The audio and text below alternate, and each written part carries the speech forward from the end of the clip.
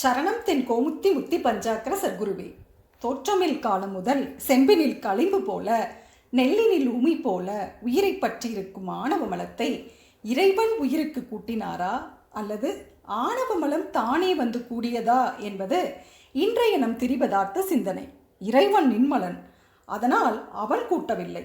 அப்போ ஆணவ மலம் தானே வந்து உயிரை பிடித்ததா? ஆணவ மலம் ஒரு சடப்பொருள். சடப்பொருளான ஆணவ மலத்தால் எப்படி அறிவு பொருளாகிய உயிரை தானே வந்து பிடிக்க முடியும்?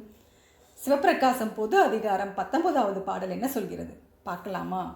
எண்ணறிதாய் நித்தமாய் இருள் மலத்தில் அழுந்தி இருவினையின் தன்மைகளுக்கு ஈடான யாக்கை அண்ணல் அருளால் நன்னி அவை அவராய் அதனால் அழகு இல் நிகழ் போதங்கள் அருந்தும் ஆற்றலால் புண்ணிய பாவம் புரிந்து போக்குவரவு உடைத்தாய் புணரும் இருள் மலபாகம் பொருந்திய கால் அருளால் உள்நிலவும் ஒளி அதனால் இருள் அகற்றி பாதம் உணர்த்திடும் நல் பசுவர்க்கம் என உரைப்பர் உணர்ந்தோர்.